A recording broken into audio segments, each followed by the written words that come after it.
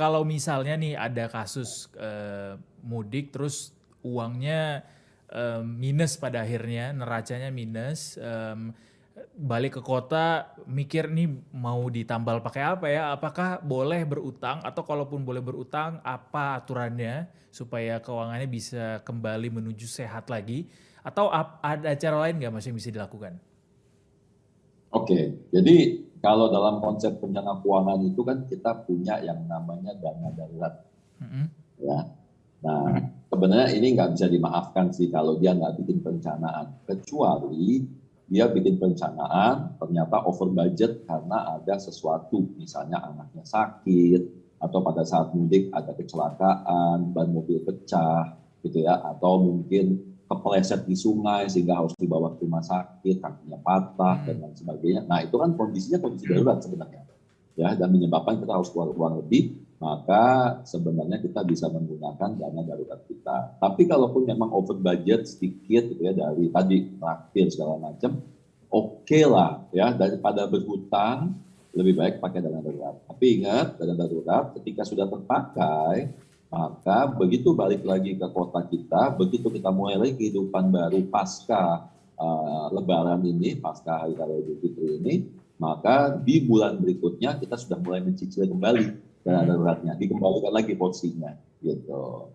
Jadi saya selalu menganjurkan untuk menghindari hutang untuk menggunakan untuk apa namanya untuk membiayai ini, tapi lebih kepada mengorbankan dana darurat, dan kalau dana daruratnya sudah habis, mau nggak mau mengorbankan investasi.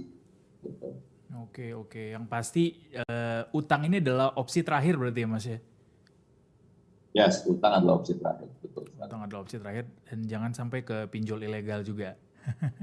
Oh, apalagi itu nggak boleh ya.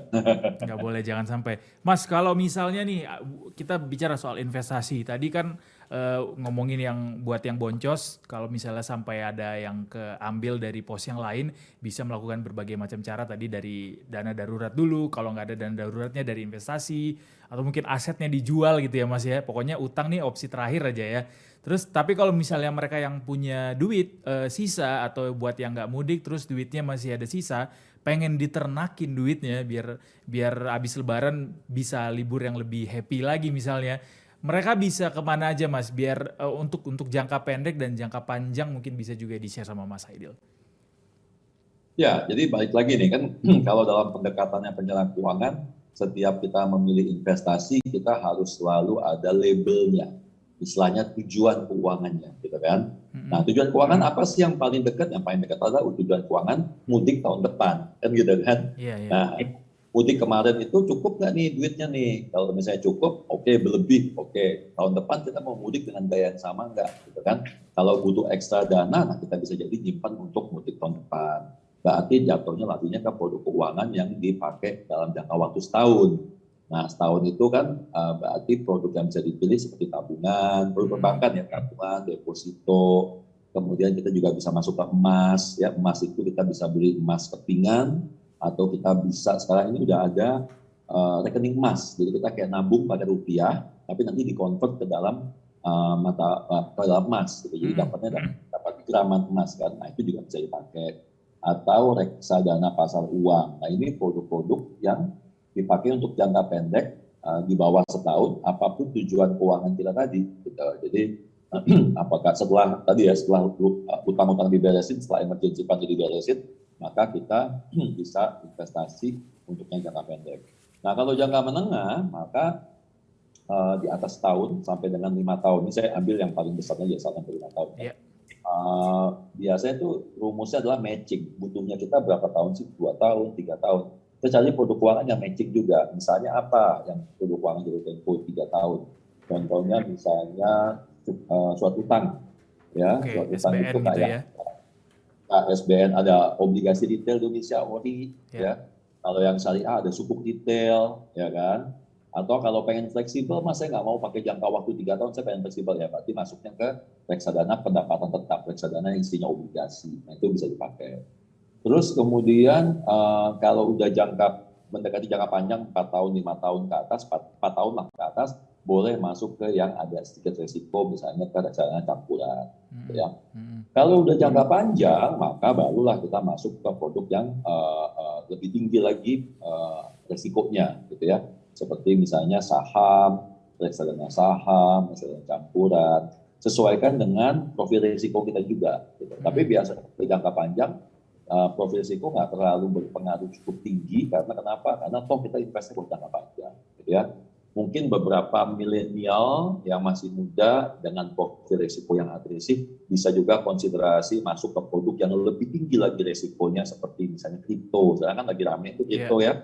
Nah, kripto itu kita bisa pakai metodologi seperti reksadana, kita cicil tiap bulan dollar cost averaging, itu bisa. Gitu. Jadi kita masukin tiap bulan misalnya 500.000, kita beliin aja tuh, misalnya pengennya apa, Bitcoin, ya udah beli Bitcoin 500.000 terus tiap bulan, atau Ethereum misalnya 500.000, itu bisa. Dan bahkan sebenarnya kalau kita bicara past performance itu kenaikannya cukup dahsyat ya, tapi memang balik lagi resikonya sangat tinggi dan kenaikan tersebut.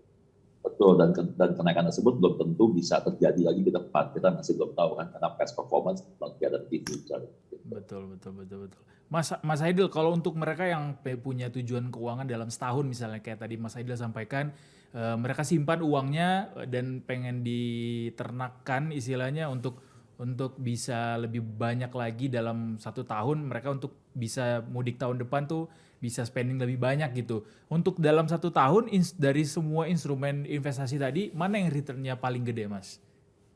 Dari semua itu yang menarik itu biasanya ada di emas,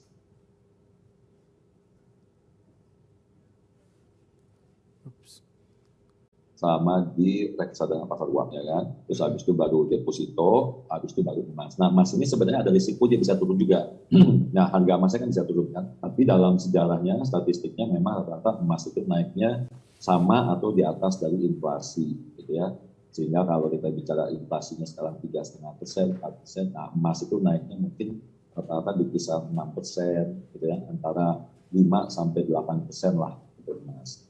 Demikian juga dengan reksadana pasar uang. Reksadana pasar uang itu biasanya 1-2% di atas deposito. Jadi kalau deposito 3,5, maka reksadana pasar uang itu bisa menghasilkan mungkin sekitar ya 4,5-5,5 lah per tahun.